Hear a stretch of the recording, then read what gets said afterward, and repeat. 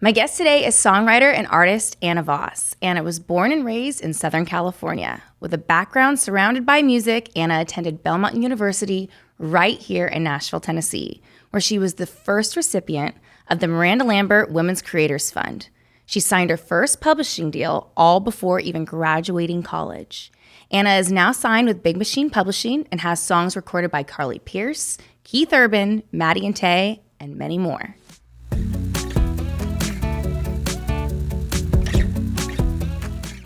Anna Vaus. Hello, how's it going? Thank you so much for coming to my show, What's Mine Is Yours. Dude, I'm so excited to be here. I listened to some episodes. Scott Stepikoff is one of my favorite humans. So And this is like a whole new setup too. So this is, I will say, it's even new for me. This is, everything was done in my living room before, and now we're doing it here. So this is actually very exciting because you're actually my first guest. Yay! Doing it this way, which is very exciting. New era. Yeah. Let's go.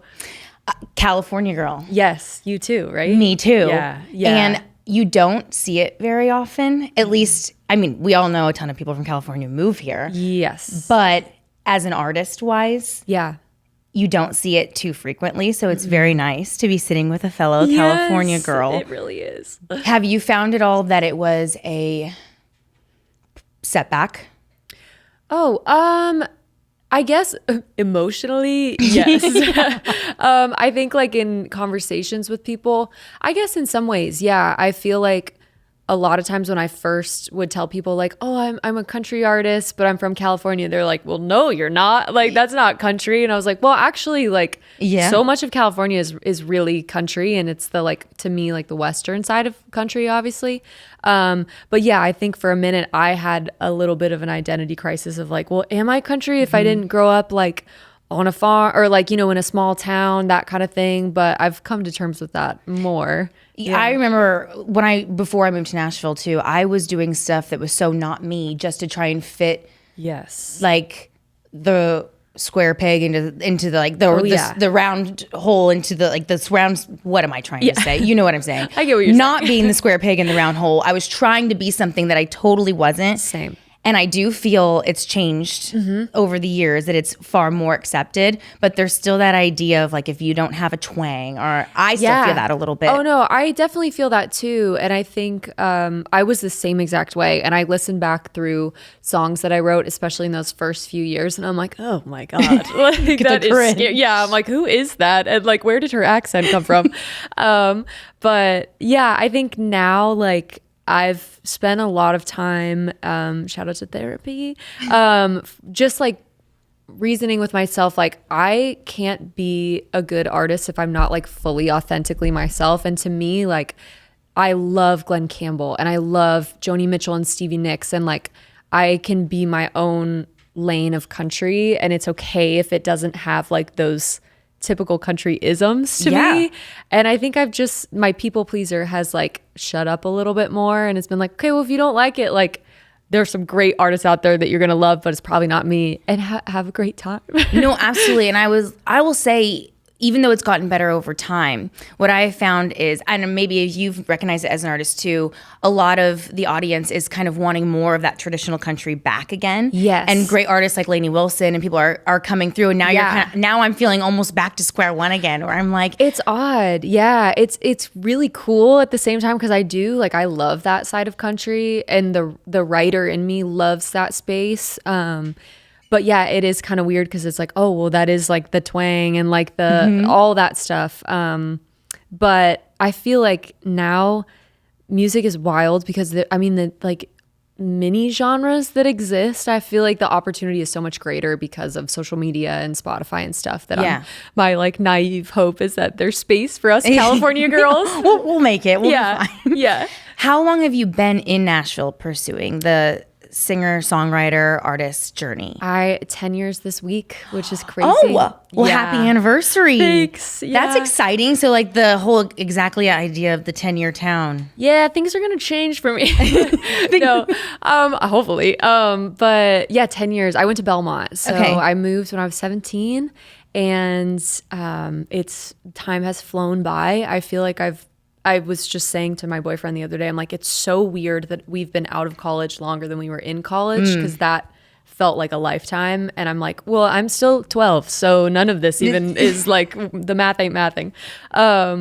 But yeah, it's been really fun. It's been a journey, a lot different than I think my 17-year-old self probably would have thought. So you came straight from California, right? Yeah. From high school straight to Nashville. Yep. Yeah. No gap year. I graduated in August, moved, and knew like a few people from the Belmont Facebook page, but that was about it. And why this path? Like why music? I mean, I know a lot about your background already, but why did you choose music? It's a great question. I think, well, I grew up in a really creative family, so I was just around entertainment in some form, like since I was born. My mom is a videographer. She was a journalist. My dad was a singer-songwriter. So I was just like, my mom was on the news every evening and my dad was on tour like every once in a while. And I was just around it. And so I think when the question gets asked, like when I was a kid, it's like, what do you want to be when you grow up? I was like, a singer, like, because that's what funny. My parents do. Yeah. And that was just very normal. And I just gravitated towards it. Like when I was bored, I would pick up a guitar and start writing a song. I don't know why music. Why not? Yeah. I'm bad at everything else. Well, and what's good is that you had people around you, and I can relate to this, that encouraged you to want to pursue something that you were so passionate about. Because I know that isn't everybody's story, and they kind of feel like a lone wolf in trying to do that. Totally, exactly. Now, opposite on me is my family can't sing a note or can't do anything in the entertainment world of any kind. However, they're awkward. Very much love them dearly. But I think they looked at me and they were just like, oh gosh, I guess this is it. She's good at it. Yeah, she's like, not bad. Keep going. Yeah, totally. And I think that's something I didn't realize until I got to Nashville. That was like really such a privilege to have like a family and the ability where they're like, no, go to college for what you love. Like there was never pressure, even though there was the understanding of like, you're gonna go to college. It was still like, you can major in songwriting, where I had friends in high school that were like, oh, I love architecture, but my parents really want me to go to school for business. And like, I have to have a backup plan, or I have to have this. And my parents, I think because they had gone through the process of like doing what you love is so important, that they never put that pressure on myself or my siblings to do anything other than what we love. Well, and knowing that it's possible too. Yes. Because they got to live out big parts of their dream. Yeah. So a lot of people, when they don't pursue their dream, they don't even see if it's possible. Yeah. Right? I mean, it sometimes feels impossible. Yeah. So why encourage your kid to do something if you think they're going to fail? Yeah, it's scary. And I feel like now, as I've spent more time doing this, I'm seeing the parts of it that I didn't see as a kid, where I was like, it's sunshine and rainbows. And I'm going to move to Nashville, and the next year I'll be selling out stadiums, like that whole thing. And now I'm like, oh, I see like the part of this that requires the sacrifice, and the parts of it where my parents sacrificed. And now I get to talk to them about that part of it, which I'm very, very thankful to have like a sounding board of like, yeah, here's like the things that you give up, to choose this as a career path. But there's lots of sacrifices. Oh, absolutely. But it's fun. It's sometimes. Yeah. Aside from the mental breakdowns. I've been following you actually, I think around from 2020, from like Girl in a Bar to Didn't Even Date. And fun. I've always been a huge fan. Thanks. I know there's a lot coming next. And I know you have a single coming out, Happy Trails. Yeah. And you're working on like I'm going to have you to describe it, but it's really interesting, like your Someday album. Yeah. So please kind of give us a lowdown on all of that. First of all, thanks for caring about my music. I guess I got to a point, I put out a project called the Younger Version of Myself EP. And I just was really burned out at the end of it. I put it out. I felt like I like pulled out all of my feelings and set them on a plate and was like, here you go, everyone. And at the end of it, I was like, I do not feel like, I just feel exhausted. I feel burned out. I don't want to do this. I was on ZipRecruiter, like scrolling through, looking at jobs back in California, because that was a big part. You were that burned out. Yeah, I was like ready to jump ship. And meanwhile, like everyone, all my like loved ones were like, "Are you sure? Like, I don't think you can even you can't be a doctor. Like, you have to go to school for that." But I just took a step back and I spent a lot of time writing and was like, I just want to write for other people. I told my publisher, like, just put me in the room writing. And didn't play any shows. And then like kind of quietly, this like little voice came back that was like, hey, but like, you've always loved Joni Mitchell. And like, what about like California? And California just kept coming up for me. Is that something I love so much. And like, I don't know if you relate to this also, but like, I feel like where I grew up is so much of who I am. And it was so much of like something that I kind of pushed down and kept quiet because I thought I had to fit into a certain box to belong here. And so I decided, my boyfriend is an incredible producer and he's played guitar in my band since before we were dating. And he and I just were like, what if we just made an album in our apartment and we just didn't care about like what songs we thought should be on it so that people like it, or what sounds should be on it so that it fits onto a certain playlist on Spotify or Apple. Let's just make like a dream record. And I had started writing these songs that I didn't like limit myself to at all. Like I just like, I don't know. I felt like I was a kid just like back in my childhood bedroom, like writing songs and not thinking about anything other than just like, I love this. And we started making this record in our apartment at the beginning of this year. And we're finally to a point where it's like starting to come out, which I'm really excited about. But it's been an awesome process as a human, as an artist. I think it's just restored some life into me and reminded me like why I do this. I love and I'm really proud of the songs that I've put out previous to this record. But when I listen to them, like I can hear where I'm a little bit scared and where I like didn't speak up in like a studio setting, or I put a song on a record because I thought that it would get me in the room with a record label executive that would sign me to a deal. And this is more just like when I listen to it, I'm like, oh man, like I hear where I was really brave and where I said things that I would never say otherwise, or that I thought was like not cool. I'm feeling empowered by it. So it's been fun. Now I know this could be maybe a hard question to answer. And obviously I want you to feel comfortable and be honest, but do you have legit expectations of it? For sure. It's funny because when we sat down to make it, I was like, and it doesn't matter if anyone listens to it, and it doesn't matter if anyone likes it. Which would be a lie, right? I mean, 100%. Let's be honest. Yeah, but at the time I felt that, where I was like, this is for us. And now I'm like, would love if you loved it and streamed it. But I think I'm thankful. I've like had some just changes, not like drastically, but just the people on my team and the people around me. I've been a lot more careful about who I've played it for, and like learning that I don't need to take every opinion as fact, and that like I can choose like what I let into my heart with it. And so like there have been people that I've played it for that someone like with Happy Trails, a guy at a label was like, yeah, we just don't need, like the world doesn't need happy songs right now. Like people are listening to sad songs. And I was like, I don't know what world you're living in, but I feel like we could use some joy. And I just feel again, like more empowered to be like, that's okay if you don't like it. Like we didn't make this for you.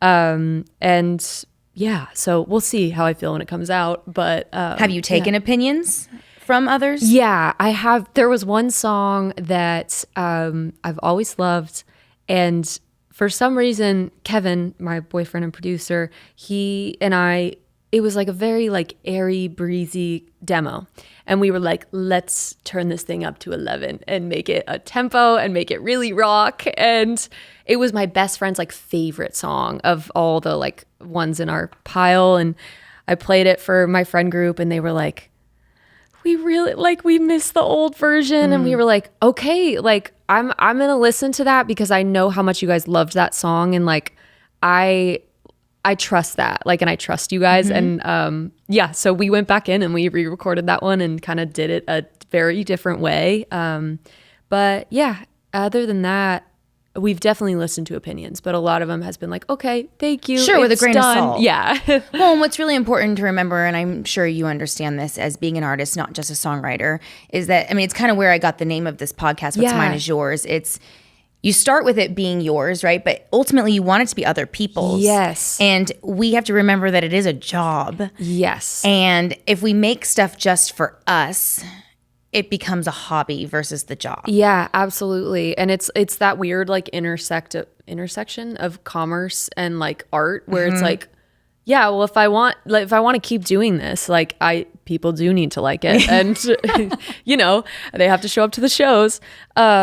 Yeah, so it's weird. I don't know how you deal with that. Like, it's weird. It's hard. I will say I decently am lucky to the fact that I love overly commercialized things. Yeah, already. That is really nice. So I don't know if that helps me or not, but I kind of feel like when I listen to things, I listen with a very commercial ear already naturally. Yep. That has helped me, I guess, a bit. For sure. And I run into a lot of people where that's not how they are. They're like, no, this is the way I want my art to be, and that's it. And I go, well, hold on a minute. And then I look at maybe their trajectory of their career and I go, well, I'm not one to speak. It's not like I'm Carrie Underwood because I'm nowhere near. But what I always look at them and I go, well, maybe if you'd listen to more what people are asking for, yes, you could find yourself for sure. Inching more in that direction. For sure. I find that too with social media a lot. I love social media. Like you're really good at it. And Thanks. I'm going to talk about your social media because it's really impressive. Thank you. My mom like is a videographer. So I grew up with like literally always with a camera and like editing in iMovie. So I've really always loved it. But I think it's the same thing where I like have friends or people say like, oh, like I love your social media. I hate it because I feel like I'm selling my art in like a really weird, grimy way, and it's not pure, and it's all that stuff. And I feel like I've kind of come to terms with that a little bit more of like, yeah, but I want people to listen to it, and the way people are finding music is through social media. Yeah. So I'm gonna serve them to the best of my ability because again, like that's the job part of it. Yeah, it is. I don't love it all the time, but it is what it is. Yeah, it is what it is. Yeah. Who was it? That show 13 Reasons Why. That actor. I don't know if it's out of context and what I heard it out of his interview, but I guess he quit acting for a while, and his reasoning is because it started to feel like a job. And I go, wait. But it was your job. It is a job. And I'm like again, what did it feel like before? And acting wasn't your hobby. Yeah. I mean, it was your job. So it's like whenever I remember, like, because talking about social media and how you're so good at it, I'll jump here now is I've watched because you do an incredible job with your content. Thanks. I hate social media. I hate content. Yeah. It makes me, and now I've realized when I sat down, I was thinking about it. When I heard that actor in his interview, I go, oh, I'm the problem. It's me. Because my team wants me to always be doing content on social media. I get angry. I say, I don't want to do it. Yep. It's not what I signed up for. And then I realize, wait, hold on a minute. But it is my job. Yeah. If I want it to be my job, that's part of the job. And you happen to be just exceptionally very, very good at it. Thanks. And I want you to actually talk about, I remember vividly, and you doing the late night prank show. Yeah. I want to know what came from that. So first of all, I want you to explain what you did. Yeah. So it's in your words, because it was epic. Thank you. And whatever came of it, because I'm actually angry that nothing more came of it. So I basically, I've always been like a little bit of like a prankster. Like I love a good prank call. And, my friend Hannah and I were like jokingly like, ha ha ha, what should we should prank call people today or whatever. And then I was like, we should prank call Jimmy Fallon. And she was like, dude, like that's hilarious. We should try and prank call him. And then nothing came of it because we're adults and we're like, let's work. And then there was one day where I don't know why I was just sitting in my car. I had just gotten a new camera. And so I wanted to like test it out. And I was like, okay, let me dial like, I know the New York area code and like I can like figure out, I don't know if I should be saying this, but like the building's phone number. Yeah. And so I just like dialed the first 6 digits and then I did a random 4 digits at the end. And like no joke, it was Lorne Michaels, executive producer of SNL. Wait, you're kidding me. That was by accident? By happen chance? Yeah. Literally, like truly I was sitting there and I was like, oh, I figured you had searched for it. No, that was the craziest part is I was like, well, I'm in. Like, now I'm in. And so I left a voicemail that was like, I had like a fake publicist that was Donna Donatello. And I posted it on TikTok and it blew up. And I was like, well, shoot, I have to make this a thing. And so I would just call random numbers from there and eventually got the book, like the talent booker of the show, and was like, you know, I've booked my artist, Anna. I don't know if you saw, like, you know, if you missed the call or whatever. And so for a while, they thought like we were having conversations that were like, great, like, you know what, I need to get whoever, I don't want to say any names, was so-and-so is out of their office, but we'll make sure like they get back to you, all that stuff. And meanwhile, I was like blowing up on social media, and someone saw it that knew the talent booker of the show and sent it and was like, I don't know if you're seeing these online, but, and like, I mean, thousands of people are tagging Jimmy Fallon. Absolutely. Yeah. And yeah, so they sent it on to the show and was like, I don't know if you're seeing this, but like, this would be awesome. And they reached out. They were like, we did see it. If you could kindly pass along the message for her to stop. Oh, so they like, see, and I really would have thought the opposite. Okay, so I would have thought, because those people have such a fun personality. Listen, I think if it was Ellen, she would have had you on. Oh my gosh, that's my dream. Because that makes me think though, because that's what I ultimately thought, and that's why I wanted to ask you, is that, was there an anger situation at the end of this where they were just like, they didn't?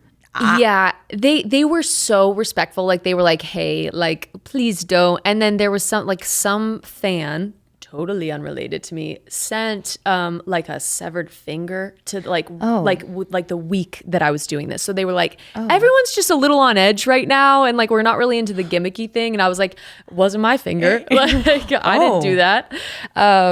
But yeah, so they kind of shut it down. And then my manager at the time was like, okay, so she shouldn't keep calling. Like, are we supposed to keep calling? They were like, no, seriously, don't call. Yeah. I was really hoping that was really going to turn into. Me too. I mean, you were like this close too, close. which is really insane. Yeah. I honestly think TikTok was still really fresh at that time. I think if it had happened now, like, it probably would be different, just because at the time it was like, what is this app? Who are these children? Like, what's happening on it? And now, like, TikTok's like just our everyday. Yeah. That, I think would be a little less like a crazy girl is. I mean, that is what it is. I thought it was clever as heck. So I'm bummed that didn't work out, because that was one of the first things that I saw of you that I was like, this is good. It was a good time. I had a lot of fun, a lot of giggles. Yeah, lots of prank calls. Good accent too, by the way. You're actually pretty good at it. Thanks. So you've been on tour with Maddie and Tay. Yeah. Which is incredible. And I think you have one more show, right? It was last Friday. Oh, it was last. Okay. Show. Yep. How did that come about? So we are both signed to the same publishing company, and I wrote a song with Benji Davis and Ryan Beaver called Heart They Didn't Break, and Maddie and Tay recorded it and put it out. And I just, through that process, got to know them really well and write with them a good bit. And they just like brought me out on the road because of that. And it's been the best. Such a fun time. I'm very sad it's over. But that was one of the first times that I've gotten to be on the road with someone that I like knew going into it and that I was like really friends with. And the tour was called the Here's to Friends tour, which I'm like, yeah, here's to friends. But it was a really sweet and very like inspiring tour to be on, to watch them as women, as moms, as friends, like show up for each other and show up as like amazing role models for so many young girls in the audience. Was like, this is so cool to witness and to see in real time. It was a dream. And you're independent, right? Yeah. Okay. Because I was about to say how cool it is, and because I've looked through a lot of like things that you've done and opportunities, and I was like, how incredible it is for an independent artist to have a lot of those opportunities, because I know that doesn't come around very frequently. No. Which is really exciting. And I'm sure, like you were talking about your publishing deal, and I want to get into your publishing. So you got your first publishing deal before you even graduated Belmont, right? With Black River. Yes. And then now you're with Big Machine, which is so cool. So tell me about that whole journey getting into that. Yeah, so I don't know if you're into the Enneagram at all, but I've taken it once, like on live. I don't even really remember what it was. I went through a phase where I was like a little too obsessed with it, and now, but I'm an Enneagram 3, so big like box checker. Like I love to achieve, and it's not always great. But when I got to Belmont, I like kind of hit the ground running and was like, I want to sign a publishing deal by the time I graduate. That's my one goal. And so I would DM people all the time and like just ask them to write or to grab coffee. Wow. And anytime there were events, Belmont's amazing for hosting like events where they'll bring in Mike Molinar, who's my publisher now, like came and spoke with Maddie and Tay, I think, at Belmont. And so like things like that, like I was just like at all the time. And I did a workshop at the Bluebird with Barbara Cloyd, and I got to pitch my songs to publishers. Okay. And I wrote a song called Friend Zoned, and it felt, pertinent at the time. And played it for this pitch publisher workshop. And Dave Bakula was one of the publishers there who was at Black River at the time. And he reached out to me after the workshop and was like, hey, I would love to have you come in and play me some more songs and like let me know what you're up to. So I just, for about a year and a half, I would go in and like once every 1 or 2 months, I would go in and play songs or tell him what classes I was taking and just ask him questions about the industry. And by the end of my junior year, or I guess the beginning of my junior year, I needed to do an internship and was telling him about it. And he was like, well, what if you did a songwriting internship here? And so I interned as a writer and I wrote with Scott Stepkoff and all these people that I looked up to, like, and then at the end of that, I signed my publishing deal there, and was there for a few years, 3, I don't know the number. And then that time, there was just so much change, like in terms of like their personnel and what my goals were. And it was just time for us to both like move on to different relationships. And I signed with Big Machine and I love it. I'm like, my team is awesome over there.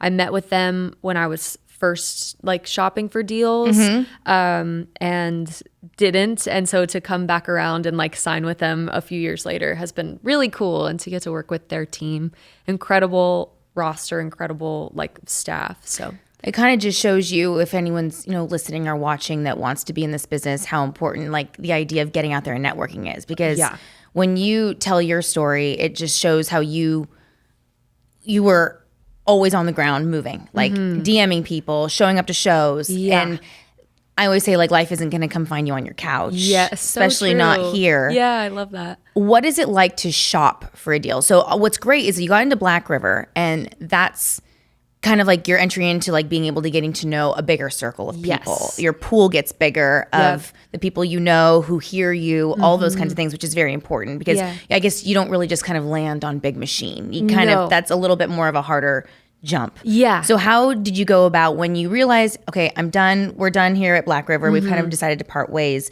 How do you go about shopping for a deal? Yeah. It's like a really weird process to me. I think what I was surprised about is like how relational like Music Row is, where when I was very fortunate that when I was signing my Black River deal, I had a few offers from different publishing companies because my Belmont like had really gone to bat for me and was like, this, like she's cool. And so I remember like saying no to a few offers and truly thinking like, I was like, this is it. This is the end of our relationship. I wrote thank you notes and I in person went in and like was like, thank you so much for offering me a deal, but like I'm gonna pass. And one guy was like, you did not have to do that in person. Like it was so awkward.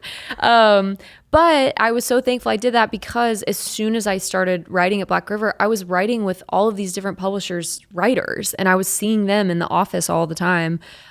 So kind of naturally when I was leaving my deal at Black River, just like word of mouth kind of spread of like, oh, Anna's like looking for a deal and she's not with a publisher right now. And so those conversations just very like naturally happened of like, I've heard that you're, maybe looking for something. And Mike Molinar and Alex Heddle and Tim Hunsey and Lizzie Rector over over there were like, hey, come in and play us some songs and all that. And it was like a very easy decision to make. Lizzie and I went to Belmont together. So it was cool to kind of come back around and get to work together on Music Row. But yeah. So now that you have and you've been there for how long? Since 2022, right? Yeah. Okay. So now you've been there for 2 years. Mm-hmm. Do you have an expectation of wanting to be signed by Big Machine as an artist? I always say, like, with any label that I would sign a deal if it really made sense to me. I've had a lot of friends go through the process with different labels of like, you know, you like, they promise you the world and then you get there and they're like, well, the thing is like, it's not actually the world. And I just, if I really felt like there was a label that was the right fit and there was like a champion there, then I would sign any deal. But I think I have some like digging to do with myself of like where I really see my artistry going. And yeah, I don't know. But I love, like, I know a lot of the people at the label and love them all. So, and their artists are awesome. When it comes to your songwriting, because we haven't talked about like a specific song, I want you to give your best story of you in the writing room of a song that you've written. Something that is just stands out in your mind. Okay. I got to think for a second. Whether that was a co-writer you were in the room with, just a good story of a song you've written. Oh gosh, I'm really trying to think. My brain is like, I've never written a song in my life. I guess with Hearts They Didn't Break or Heart They Didn't Break, that was a song that I had this title, like, here's to friends, like, there to fix a heart they didn't break, that kind of idea. And I think part of me was like, I don't know if I should like bring this into this right, because it was Ryan Beaver and Benji Davis, like a very like female focused song, and I love them, but I'm like, it's two dudes in a room, I don't know. But I threw it out and they just got it immediately. And it was inspired for me by, I went through a breakup in college, and I remember this guy and I broke up on my apartment couch, and he left, and I texted one of my best friends and I was like, it happened, we broke up. And like, not like 20 minutes later there was a knock on my door and I was like, it's him and he wants to take me back. And then I opened the door and it's her, and she is standing there with ice cream and wine, and she was like, sit down. And we just like, that was just a moment for me where I was like, gosh dang, like you really like showed up and like pieced a heart back together that like wasn't even yours to fix. And I feel like Benji and Ryan both like just helped tell that story so beautifully, and for it to have found a home is really cool to me. It was just a work tape, like no demo, no like, just three writers sitting in a room with a guitar. So I'm really proud of that one. Where did it find home with? Maddie and Tay. Maddie and Tay, that's right. That's Yes. right. You were always saying that. And when did they release that? They put it out, I think it was last June, maybe. Yeah. And I know that you are not a stranger to the idea of having your songs cut. And I want to talk about the difference between having a song that was recorded and it doesn't end up potentially on an album, which is a lot of people, like, you get that phone call and it's like, oh, like, did the song end up on an album with Keith Urban? No. Okay. No. And yeah. So tell me about that, because I can only imagine being a songwriter, getting a call that Keith Urban's going to record my song. Yeah. And then it doesn't end up on the album, which is a heartbreak all in itself, I think. But it's very common here. Oh my gosh, yeah. And I made the mistake of like announcing it on national radio. And I was like, and Keith Urban, is recording. Yeah, it's just foolish. But I think like what was kind of nice about that song is like, it was just a day. It was with Gordy Sampson and Eric Pasley. And we were like, oh, let's write a fun, like, not try and like write in any artist vein. Like, let's just write something fun that we love. And so we did. And then a few days later got like word that Dan Huff, one of Keith's producers, loved it and was like, I want to play this for Keith. And he played it for Keith, and Keith was like, cool, but no thanks. And so it was like this really quick, excited, like, oh, maybe he might like it. And then he didn't. And then a few weeks later, it was like, oh, Dan played this song for Keith again and he wants to record it. And then the next day was he's recorded it. And then it was, this is like top of the list for them. So it was like just an emotional roller coaster the whole time. And I feel like what I'm thankful for with my team is that they'll celebrate like the little wins where it's like, hey, the fact that Keith even heard one of your songs is a huge deal. Like, let's celebrate that. But let's also recognize that like it happens all the time. And he like, he's got to do what's best for his artistry. So when it didn't happen, I was bummed, but I always am like, well, on to the next one. Like he'll make another record because he's Keith Urban and I don't think he could stop like if he wanted to. I guess if he wanted to, he definitely could. But like, so I was bummed, but I wasn't like, I think I thought I would have been crushed, but I was not crushed. Maybe I just haven't let myself feel it yet. But well, another thing that I think that we both recognize being in more of this generation of music versus, 20 years ago is the sense of having an album cut versus the single isn't what it used to be anymore. And I talk about it on the show before with people, how you could have had like, for instance, I've had a friend that has a cut on the Me and My Gang album with Rascal Flatts that I think like pays the bills, you know? Now, if you get a cut on somebody's album and it's not the single and it's just track 3, kind of doesn't do anything. Yeah. It's like added to the resume and like hopefully it like allows you to like become a more trusted co-writer for like other camps and stuff like that. But yeah, financially. Isn't that wild though? It's crazy.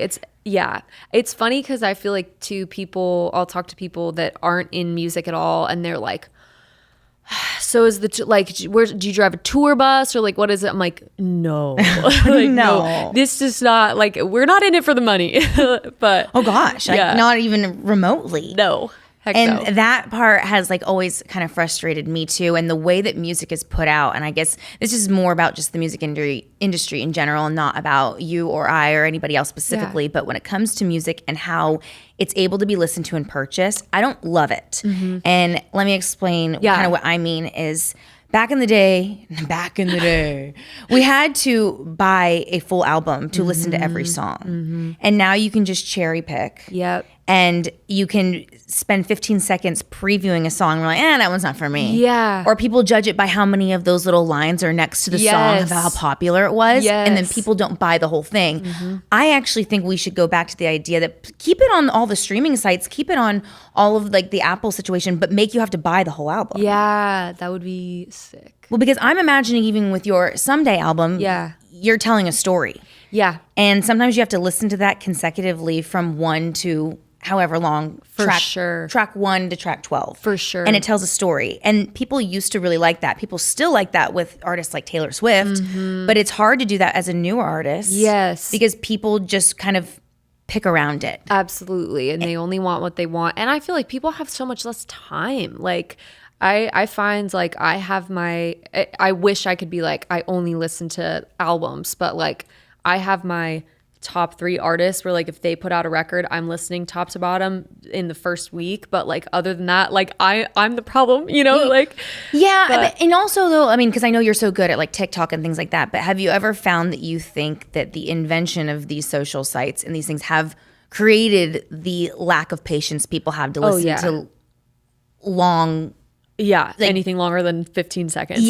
Oh, for sure. Which is really disheartening because long formats used to be something where people could actually sit down and listen. I mean, this is completely unrelated to music, but like I've nannied before and a kid won't even sit down to watch a movie anymore. Yeah, it's long. Yeah, because it feels so long. And I feel like it's the way people consume music and TV and film now is very passive, where like I put on a show in the background while I'm like cooking dinner, where like there's again like really very few shows where I would like sit down and like watch the full thing. Like The Bear, like I'm gonna watch that like fully, but like Gilmore Girls, I'm gonna put that on in the background while I'm like cleaning my house. True. And I feel like in a way that's music too, where like it's like more of a vibe than it is like an experience. But I try and focus my like energy on like the people that show up to the shows and the ones that like buy the vinyl, and like that's what or like I don't know, that are just there to not just be a passive fan, but are like, I'm here if you play 5 hours for me, and I'm here if you play 30 minutes for me. And like those people, I'm like, you're there. It's just a small number, and trying to serve that fan.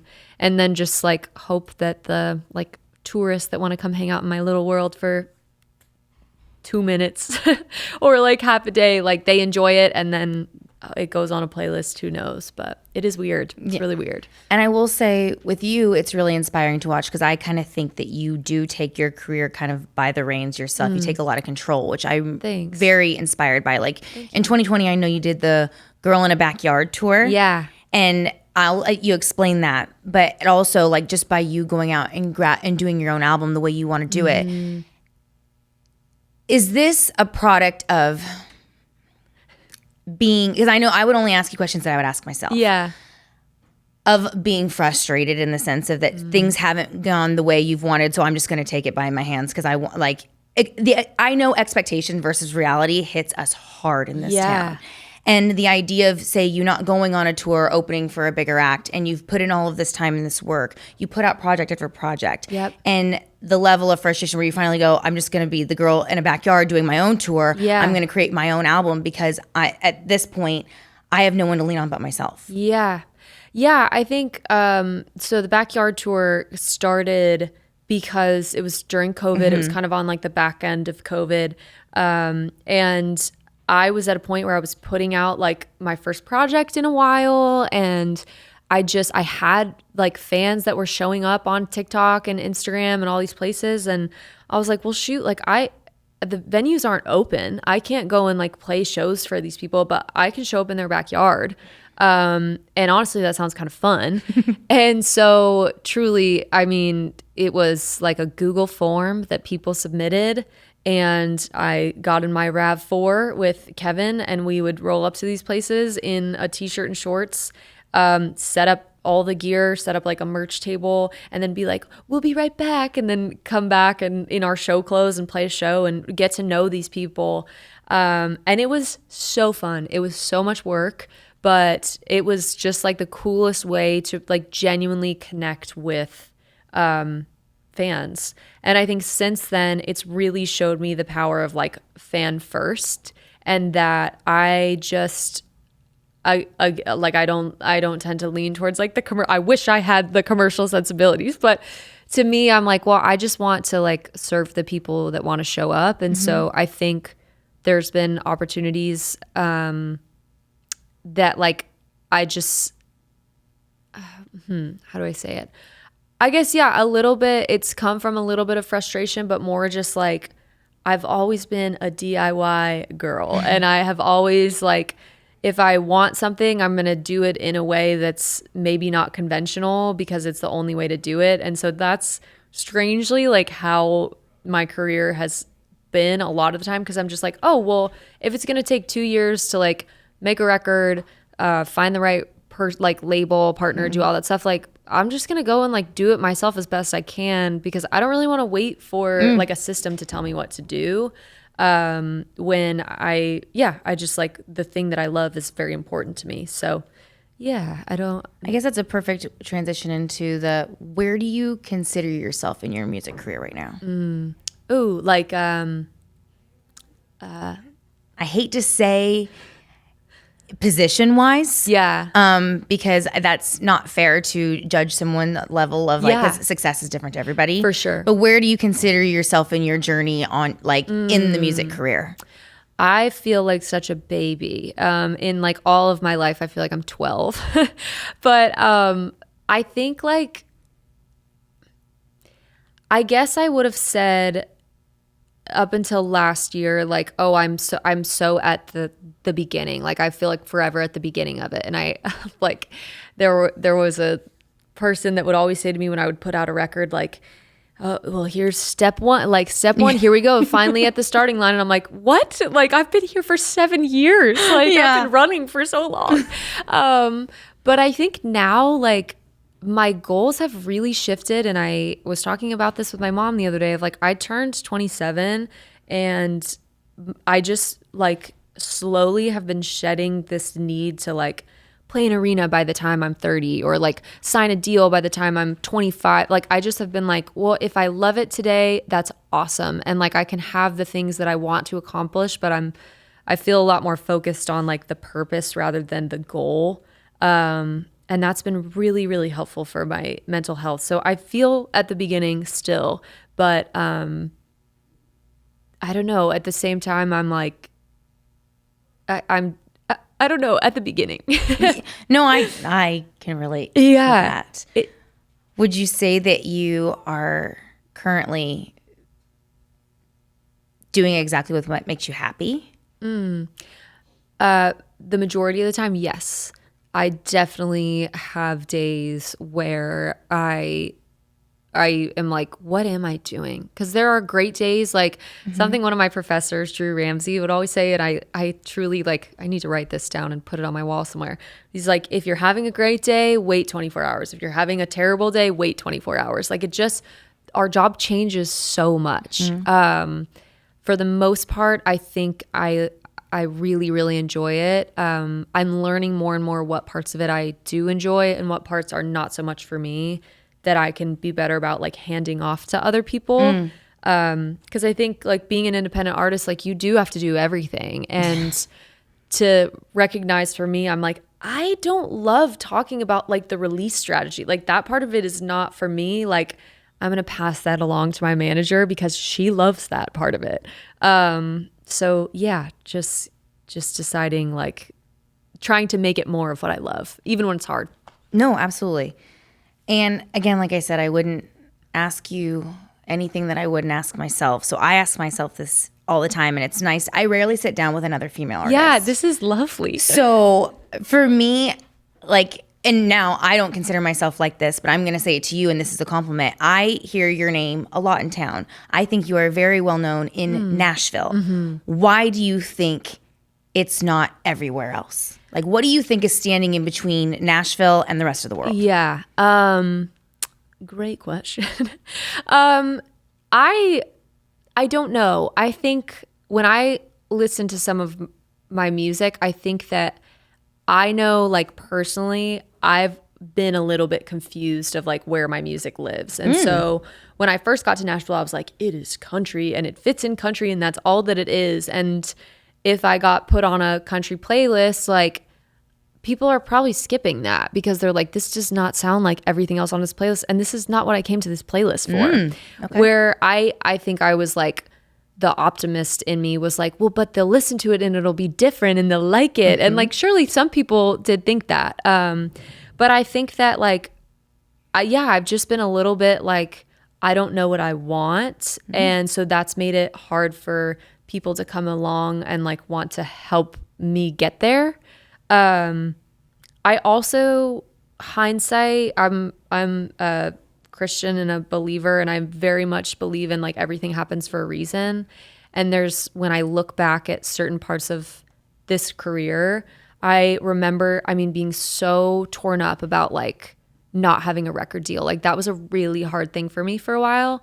And I look back and I'm like, well, thank goodness. Like that I would have felt so much more pressure to be someone that I'm not. And two, like odds are I wouldn't have been able to make music for a long time. And like, at least I've been able to put things out. And so I just look back at things and I'm like, I don't think I'm supposed to be anywhere except where I am right now, because other parts of my life and my career would not have been able to like bloom the way that they have. So I guess it'd be fair to say, I guess in a sense that like you're still kind of figuring out where your music belongs. Yeah, I feel like I know now that like it, like I don't know why people would be like, so your music's Americana, and I was like, no. And now I'm like, well, like everything that I listen to is like Brandy Carlisle and like Noah Kahan, like all those things. And I'm like, it's a little Americana. Oh yeah. And so just like accepting the parts of me that I think I like tried to like box out for some reason, that I'm like, no, that is like, I love that stuff. Why would I not like let that exist? So now I feel like I describe my music as like Laurel Canyon country, where it is that like 70s California, Americana lane. So I feel like now I understand more of like, I don't know that I live on country radio, and that's okay. Like there's other ways to do this that don't just require me like writing a song that feels like it fits into that lane. Well, and that could be exactly kind of going back to the idea of what's standing in the way of between, because I know as an artist as well, the frustration of feeling like I've worked my tail off. Mm-hmm. I've worked so hard, and I feel like I'm nowhere further today than I was 2 years ago. Yeah. How can that be? Yeah. And that's kind of the idea of like what's standing in the way is maybe the constrictions you put around yourself. For sure. And thinking I had to live here, and maybe I was never going to live there because that's not even what that audience is looking for. Yes. So no wonder it wasn't excelling. Yeah. Because those listeners aren't coming for my stuff. Totally. It's like me asking to go to like heavy metal or something and expecting people to want to listen to it. Yeah, and be like, I don't get it. It does not sound the same.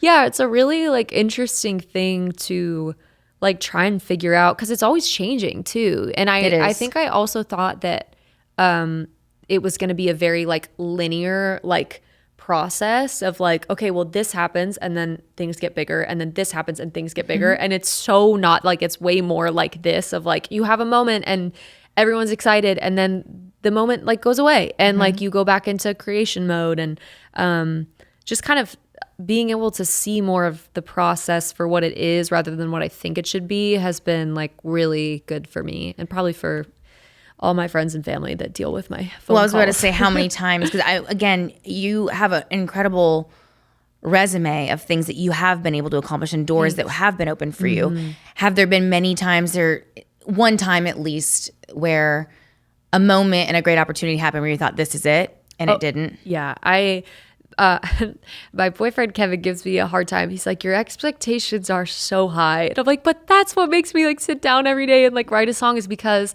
I have this belief every time I'm like, this is going to change my life. And like, I think that with every opportunity where now, not so much, but like, I'm trying to think of a specific example. I guess like, okay, when I first did this writer's workshop, and I was doing the pitch to publisher thing, I remember being like, I'm gonna walk in here and someone's gonna hear my song, and tomorrow they will sign me, and the next day like they will introduce me to Taylor Swift and we will go on tour together. And like truly, like I believed that in my heart and my soul, I can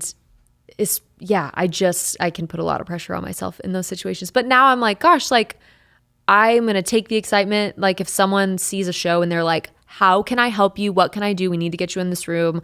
I like take it with a grain of salt now of like, I'm so happy that you're excited and that you want to be on board. I'm going to give this 24 hours and see how excited you are tomorrow. And like, and action speaks so much louder than words to me now. Yeah. So what would you say are some advantages of being a singer-songwriter in town today, and some disadvantages? Advantages, I think that it's such an open playing field right now. Like where when I first got to town, there really felt like you had to go through a system of like, you have to start to write with people that have publishing deals, and then you start to meet with publishers, and then eventually you sign, and then like you just work your way up. Where now, like I could pick up my phone, post something, and it could blow up, and I could have everything I've been working for 10 years, like in a week. And it's crazy. In the same breath, I think a disadvantage is that anyone can pick up their phone and do that and have everything that they've ever worked for like in a week. And so I think like finding out how to maintain a career with like that level of like fast-paced turnarounds and stuff like that is a lot harder, and there's just a lot more people doing it. So yeah, I've talked about this actually not that long ago, and I was actually in this room, and I talked about how music is starting to feel kind of like the overwhelming options that people have. Yes. And that even though social media has done such a good thing at being able to create so much option, but then the fall side is that there is too much option. There's so much. Yeah. My whole feed is like, let me play you this song, like that kind of thing, which I get it because we all have to do that. But it's crazy like how many people do it. Yeah, it's wild. I mean, I don't know about you. When I have too much option, I go back to what makes me feel comfortable. Same. I go to what I already know and what I feel. And I think that's making it harder for new artists, even though I don't consider you new because I've known who you are. But again, to the world, yes. Yeah. When something new comes up and there's so much new, it's overwhelming. Yeah. It's like picking from a menu, and I don't want to do that. And now I'm just going to go back to what I've already known. Yep. This artist I used to already listen to has released new music. I'm going to go get that. Totally. And I feel like too, it's like, I mean, Taylor Swift is like, she's put out, I can't even keep up with her. And it was like my job to keep up with her from like 13 to 17. But yeah, it's like crazy how much more the new is like valued. And so it's like, how much content can you put out there? And it almost seems like quantity over quality right now sometimes. Not with Taylor Swift, but yeah, so it's like very hard to keep up with that, especially as an independent artist when it's like, I'm funding this and I'm trying to keep up. Yeah, not an easy thing. And that's something people don't talk about either. And I make it very known that even though it's an uncomfortable topic, listen, to be an independent artist is not cheap. No. And no matter if it's, I don't look at it poorly as if you're waiting tables or if you're just so blessed enough that you have family that is willing to help you pursue your dream. Yeah. It's hard no matter what. Yeah. To be able to believe in yourself and create the work that you want to create. 100%. Yeah. So I commend you for that because I know what that feels like, and it's rough. Yeah. We're out here doing it. What is the best thing that you've experienced so far in this job, in this path? I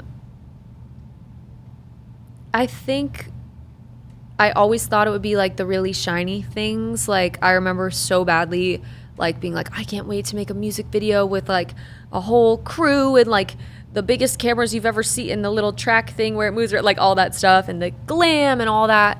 But because I'm an independent artist, my brother's a videographer and an awesome filmmaker, and so we made a lot of our music videos like just the two of us or just with like our friends. And Girl in a Bar, one of my songs, we literally like built an outdoor bar and like staged this whole thing, and it was so fun. And when I finally got to do like a proper music video, it was a blast. But I was like, oh gosh, this is really different. Like I kind of missed the blood, sweat, and tears of like having to build this thing and hoping and praying this structure stays upright and that like we get it at when the light is right and all that. Like there's something to me about doing it like in a really like nitty-gritty way that I really enjoy because I feel a lot closer to the end product. Okay. Yeah. And out of all of your songs so far, what has garnered the most attention? I think the one that like most people, not most people, but most people that know my music would know is Wild Honey is like a fan fave. One that I feel like has like opened a lot more doors than I ever expected it to was a cover I did of Everybody Wants to Rule the World. Like Bobby Bones heard it and had me on the show, which was really cool. And just like randomly, like I'll get a message from like a musician like in LA or somewhere like that that's like, hey, I just heard this like version of Everybody Wants to Rule the World. It's awesome. I'm like, thank you. I just love that song. So randomly that one has like been, cool to open some doors. And I know we talked about the idea of now you're just now almost in enough self like settling into where you think you know where you are and what you want to do, and that you might have thought you did, and now you kind of are coming around to it that maybe you didn't, and now you do. Yeah. Because I read an article when I believe it was for Bobby Bones, and you'd said that you knew yourself and what you wanted to do with your music then, and you will know what you want to do with it 10 years from now. And I think that maybe that was an older article, but regardless, now that I'm talking to you and you think you have found kind of a home in what you do know, where do you see yourself in 10 years with your music? Hopefully just like enjoying it. I think I really don't know. Right now I'm in a place of like, I don't know what my like goals are with this record. I I really don't know. My only like hope is that I'm still enjoying it and that like that is the main focus of it. I feel like I used to be like, I need to be headlining an arena tour, or I need to be like have this many songs on the or all that. And I really strangely like, I'm like, would be cool, but that's okay. Like if it doesn't, like I hope I'm just making music that I feel is genuine to me and not just not myself. So if you don't get to headline the arena tours and you're not doing those things, do you still see yourself making music like down the line? Yeah, I do. I think when I'm 80, I would love to have a garden, some cats.